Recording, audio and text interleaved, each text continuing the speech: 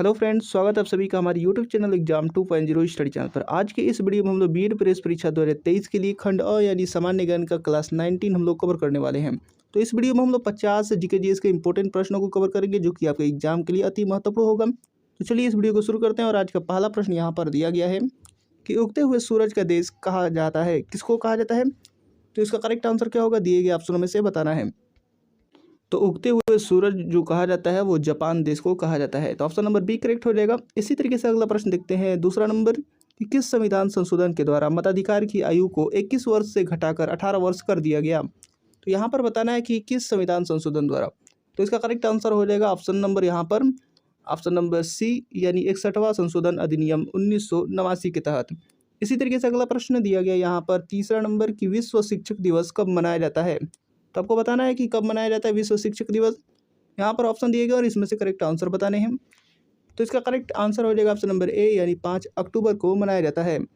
इसी तरीके से अगला प्रश्न देखते हैं, चार नंबर यानी किसके द्वारा खालसा पंथ की स्थापना की गई थी? ये आपको बताना है कि किसके द्वारा खालसा पंथ की स्थापना की गई थी। ऑप्शन दिए गए और ऑप्शन में से यहाँ पर करेक्ट आंसर बताने हैं। तो इसका करेक्ट आंसर हो जाएगा ऑप्शन नंबर बी यानी गुरु गोविंद सिंह द्वारा। अगला प्रश्न है 5वां नंबर, भांगड़ा नांगल परियोजना किस नदी पर स्थित है? तो इसका करेक्ट आंसर हो जाएगा ऑप्शन नंबर बी यानी सतलज नदी पर स्थित है भांगड़ा नांगल परियोजना। अगला प्रश्न है 6ठा नंबर कि सूर्य ग्रहण होता है जब? तो सूर्य ग्रहण कब होता है? तो दिए गए ऑप्शनों की सहायता से बताना है।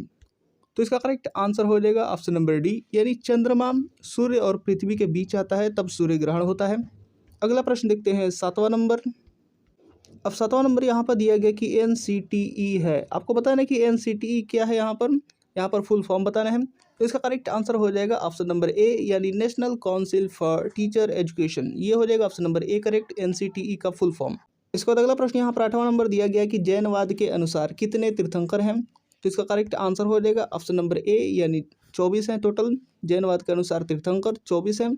अगला प्रश्न दिया गया है 9 नंबर यहाँ पर दिया गया है कि चूना पत्थर परिष्कृतिकरण के बाद परिवर्तित होता है। तो आपको बताना है कि किस में परिवर्तित होता है चूना पत्थर के परिष्कृतिकरण के बाद। तो इसका करेक्ट आंसर हो जाएगा ऑप्शन नंबर ए यानी मार्बल में परिवर्तित होता है। इसी तरीके से अगला प्रश्न है 10 नंबर यहाँ पर दिया गया है कि एक बैंक शेड्यूल्ड बैंक कहलाता है यदि। आपको बताना है कि एक बैंक शेड्यूल्ड बैंक कब कहलाता है। तो इसका ऑप्शन में से बताना है करेक्ट आंसर। तो मैं आपको करेक्ट आंसर बता दे रहा हूँ। इसका करेक्ट आंसर हो जाएगा यह RBI एक्ट 1934 के द्वितीय अनुसूची में शामिल है, तो वह शेड्यूल बैंक कहलाता है। इसी तरीके से अगला प्रश्न है यहाँ पर 11 नंबर कि भारत का राष्ट्रपति राज्यसभा के लिए कितने सदस्य मनोनीत कर सकता है? तो इसका करेक्ट आंसर हो जाएगा ऑप्शन नंबर ए यानी 12 सदस्य मनोनीत कर सकता है। अगला प्रश्न देखते हैं 12 नंबर कि किस क्षेत्र में बुकर पुरस्कार जीता जाता है? तो इसका करेक्ट आंसर क्या होगा? इसका करेक्ट आंसर हो जाएगा ऑप्शन नंबर ए यानी कथा साहित्य फिक्शन राइटिंग के क्षेत्र में बुकर पुरस्कार जीता जाता है। अगला प्रश्न है 13 नंबर दिया गया कि चौथा खंबा संप्रत्यय संदर्भित करता है। आपको बताना है कि किसको संदर्भित करता है। तो इसका करेक्ट आंसर हो जाएगा ऑप्शन नंबर बी यानी प्रेस को संदर्भित करता है। इसी तरीके से अगला प्रश्न है 14 नंबर कि भारतीय नेपोलियन किसे कहा जाता है? तो भारतीय नेपोलियन बताना है किसे कहा जाता है। और दोस्तों ये वीडियो आपको पसंद आ रहा है तो इसको लाइक करते रहिए और चैनल को अभी तक सब्सक्राइब नहीं किया है तो चैनल को सब्सक्राइब करके बेल आइकन बटन भी दबा दीजिए। और देखते हैं यहाँ पर आंसर क्या होगा। भारतीय नेपोलियन जो कहा जाता है वो ऑप्शन नंबर सी यानी समुद्रगुप्त को कहा जाता है। अगला प्रश्न देखते हैं 15 नंबर। अब 15 नंबर यहाँ पर दिया गया है कि शोभना गुरुटू प्रवर्तक है। आपको बताना है यहाँ पर शोभना गुरुटू प्रवर्तक है, तो किसके प्रवर्तक हैं? तो इसका करेक्ट आंसर हो जाएगा ऑप्शन नंबर डी यानी ठुमरी के प्रवर्तक हैं। इसके बाद अगला प्रश्न यहाँ पर दिया गया 16 नंबर की सौर मंडल में किन ग्रहों को निकृष्ट ग्रहों के रूप में जाना जाता है यानी इन्फीरियर ग्रहों के रूप में जाना जाता है। तो इसका करेक्ट आंसर हो जाएगा ऑप्शन नंबर बी यानी बुध एवं शुक्र ग्रह को निकृष्ट ग्रहों के रूप में जाना जाता है। इसी तरीके से अगला प्रश्न है 17 नंबर की रेटिनाल का सामान्य नाम क्या है? तो सामान्य नाम बताना है रेटिनाल का। तो इसका करेक्ट आंसर हो जाएगा ऑप्शन नंबर सी यानी विटामिन ए। इसी तरीके से अगला प्रश्न दिया गया 18 नंबर की पाक जलडमरू मध्य अलग करता है 2 देशों को। तो किन 2 देशों को अलग करता है पाक जलडमरू मध्य? तो इसका करेक्ट आंसर हो जाएगा ऑप्शन नंबर डी यानी भारत और श्रीलंका को। इसी तरीके से अगला प्रश्न देखते हैं 19 नंबर इसके बाद अगला प्रश्न यहाँ पर 19 नंबर दिया गया है कि संविधान के किस अनुच्छेद में निर्वाचन आयोग के विशेषाधिकार निहित हैं। तो इसका करेक्ट आंसर क्या होगा? इसका करेक्ट आंसर हो जाएगा ऑप्शन नंबर डी यानी अनुच्छेद 324। इसी तरीके से अगला प्रश्न देखते हैं 20 नंबर की पोंगल त्यौहार है, तो कहाँ का पोंगल त्यौहार है यानी कहाँ मनाया जाता है? तो इसका करेक्ट आंसर हो जाएगा ऑप्शन नंबर ए यानी तमिलनाडु का पोंगल त्यौहार है। इसी तरीके से अगला प्रश्न दिया गया है किस नंबर की वर्ष 2014 में भारत का कौन सा राज्य 29वां राज्य बना? तो इसका करेक्ट आंसर हो जाएगा ऑप्शन नंबर ए यानी तेलंगाना बना था। इसी तरीके से अगला प्रश्न दिया गया यहाँ पर 22 नंबर की जापान की संसद का नाम है, तो आपको बताना है कि जापान की संसद का नाम क्या है। तो इसका करेक्ट आंसर हो जाएगा दिए गए ऑप्शनों में से ऑप्शन नंबर सी यानी डायट। इसी तरीके से अगला प्रश्न दिया गया है यहाँ पर 23 नंबर ओमान की राजधानी कहाँ है? तो बताना है ओमान की राजधानी कहाँ पर है। तो इसका करेक्ट आंसर हो जाएगा ऑप्शन नंबर डी यानी मस्कट है। अगला प्रश्न है 24 नंबर की बिहू, फिर उसके बाद दिया गया डैश का मुख्य त्यौहार है, तो कहाँ का मुख्य त्यौहार है बिहू? तो इसका करेक्ट आंसर हो जाएगा ऑप्शन नंबर ए यानी असम का त्यौहार है बिहू। इसी तरीके से अगला प्रश्न दिया गया यहाँ पर 25 नंबर दिया गया है कि भारत के संविधान के अनुच्छेद कितने में मौलिक कर्तव्यों का वर्णन है? तो इसका करेक्ट आंसर क्या होगा? इसका करेक्ट आंसर हो जाएगा ऑप्शन नंबर बी यानी अनुच्छेद 51 ए में मौलिक कर्तव्यों का वर्णन है। इसी तरीके से अगला प्रश्न देखते हैं 26 नंबर यहाँ पर दिया गया कि विटामिन सी की कमी से होने वाला रोग है, तो यहाँ पर ऑप्शन दिए गए और इसमें से करेक्ट आंसर बताने हैं। विटामिन सी की कमी से होने वाला रोग जो है वो हो जाएगा ऑप्शन नंबर डी यानी स्कर्वी। अगला प्रश्न है 27 नंबर की सतत विकास लक्ष्यों को प्राप्त करने हेतु संयुक्त राष्ट्र द्वारा कौन सी अवधि निर्धारित की गई है? तो इसका करेक्ट आंसर क्या होगा? इसका करेक्ट आंसर हो जाएगा ऑप्शन नंबर बी यानी 2016 से 2030 तक। इसके बाद अगला प्रश्न यहाँ पर 28 नंबर दिया गया कि कैलाश सत्यार्थी संबंधित हैं, तो किससे संबंधित हैं? तो इसका करेक्ट आंसर हो जाएगा दिए गए ऑप्शनों में से ऑप्शन नंबर बी यानी बचपन बचाओ आंदोलन से कैलाश सत्यार्थी संबंधित है। इसी तरीके से अगला प्रश्न है 29 नंबर की किसने सन 2016 में भारत का अंतिम पृथक रेल बजट पेश किया था? तो इसका करेक्ट आंसर हो जाएगा ऑप्शन नंबर बी यानी सुरेश प्रभु ने। इसी तरीके से अगला प्रश्न देखते हैं 30 नंबर। अब 30 नंबर यहाँ पर दिया गया है कि भारत का राष्ट्रपति बनने से पूर्व श्री रामनाथ कोविंद कहाँ के राज्यपाल थे? तो इसका करेक्ट आंसर हो जाएगा ऑप्शन नंबर ए यानी बिहार के राज्यपाल थे। इसके बाद अगला प्रश्न यहाँ पर 31 नंबर दिया गया कि फ्रांसीसी क्रांति का सही नारा क्या था? तो ऑप्शन यहाँ पर दिया गया और इसमें से करेक्ट आंसर बताने हैं। तो इसका करेक्ट आंसर हो जाएगा ऑप्शन नंबर सी यानी स्वतंत्रता, समानता और भ्रातृत्व। फ्रांसीसी क्रांति का यही सही नारा था। इसी तरीके से अगला प्रश्न दिया गया है 32 नंबर की निम्न में से किस खिलाड़ी ने रियो पैरालंपिक्स 2016 में ऊंची कूद में स्वर्ण पदक जीता था? तो इसका करेक्ट आंसर क्या होगा? इसका करेक्ट आंसर हो जाएगा ऑप्शन नंबर डी यानी मरियप्पन थगावेलु, यही करेक्ट आंसर हो जाएगा। इसी तरीके से अगला प्रश्न देखते हैं 33 नंबर यहाँ पर दिया गया कि न्यायमूर्ति दलवीर भंडारी चर्चा में रहे क्योंकि वह, तो आपको बताना है कि क्यों थे वहाँ पर चर्चा में। तो इसका करेक्ट आंसर हो जाएगा ऑप्शन नंबर डी यानी इंटरनेशनल कोर्ट ऑफ जस्टिस के लिए पुनर्निर्वाचित हुए थे। इसी तरीके से अगला प्रश्न यहाँ पर दिया गया है यहाँ पर 34 नंबर दिया गया है कि डैश को भारत में सर्वाधिक पुराना ग्रंथ माना जाता है, तो किसको भारत में सर्वाधिक पुराना ग्रंथ माना जाता है?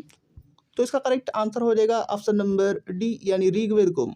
अगला प्रश्न दिया गया यहाँ पर 35 नंबर की किसी प्राणी की ज्ञानेंद्रियां उसे सहायता प्रदान करती हैं, तो किस चीज़ में सहायता प्रदान करती हैं?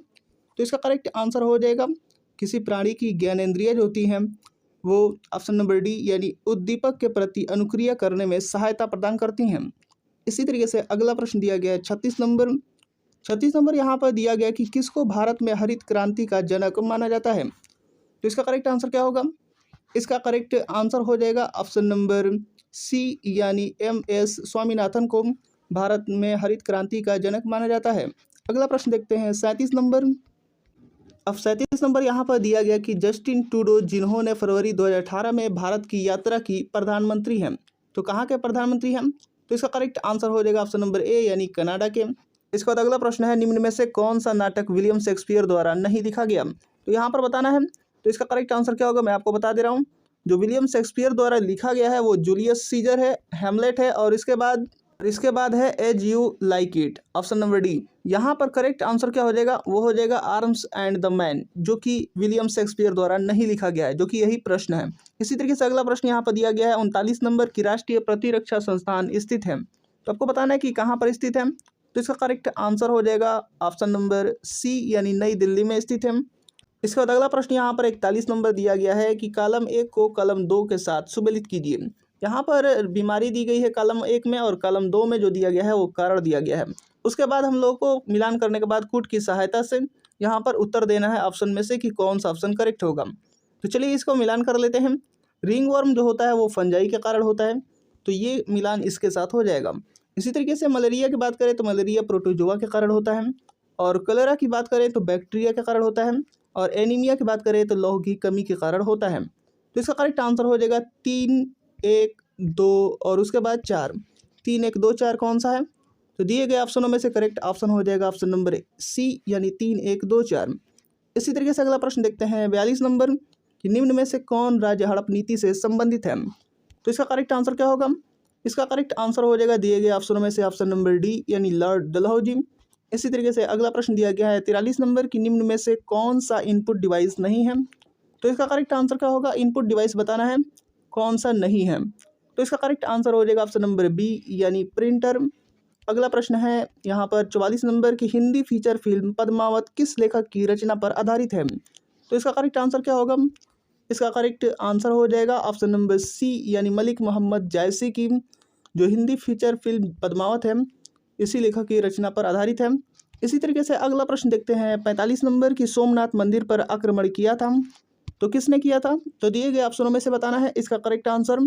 इसका करेक्ट आंसर हो जाएगा ऑप्शन नंबर डी, यानी महमूद गजनवी ने सोमनाथ मंदिर पर आक्रमण किया था। अगला प्रश्न देखते हैं 46 नंबर।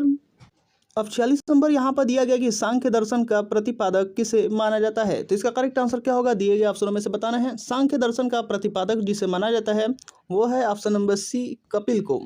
इसी तरीके से अगला प्रश्न दिया गया 47 नंबर की प्रसिद्ध पुस्तक poverty and un British rule in India के लेखक कौन है? तो बताना है कि poverty and un British rule India के लेखक कौन है? तो इसका करेक्ट आंसर हो जाएगा ऑप्शन नंबर ए, यानी दादा भाई नौरोजी। इसी तरीके से अगला प्रश्न देखते हैं 48 नंबर। अब 48 नंबर यहाँ पर दिया गया कि निम्न में से कौन प्रसिद्ध हिंदी पत्रिका सरस्वती के संपादक रहे हैं? तो इसका करेक्ट आंसर क्या होगा? इसका करेक्ट आंसर हो जाएगा दिए गए ऑप्शनों में से ऑप्शन नंबर बी, यानी महावीर प्रसाद द्विवेदी जी सरस्वती के संपादक रहे हैं। इसी तरीके से अगला प्रश्न देखते हैं 49 नंबर। अगला प्रश्न यहाँ पर 49 नंबर दिया गया है कि मदर पुस्तक किसने लिखी है? तो इसका करेक्ट आंसर क्या होगा? इसका करेक्ट आंसर हो जाएगा दिए गए ऑप्शनों में से ऑप्शन नंबर बी, यानी ऑस्कर वाइल्डे ने मदर पुस्तक लिखी है। इसके बाद अगला और इस वीडियो का लास्ट प्रश्न यहाँ पर दिया गया है 50 नंबर की वस्तु एवं सेवा कर जीएसटी भारत में लागू कब किया गया था? तो इसका करेक्ट आंसर हो जाएगा दिए गए ऑप्शनों में से ऑप्शन नंबर ए, यानी 1 जुलाई 2017 से लागू किया गया था। तो उम्मीद करता हूँ कि वीडियो आपको पसंद आया होगा, और इसी तरीके के नए वीडियो देखने के लिए हमारे साथ जुड़ जाइए। और चैनल को अभी तक सब्सक्राइब नहीं किया है तो चैनल को सब्सक्राइब करके बेल आइकन बटन भी दबा दीजिए, ताकि हमारा एक भी वीडियो का नोटिफिकेशन आपसे मिस ना हो सके। तो मिलते हैं अगले वीडियोज़ में।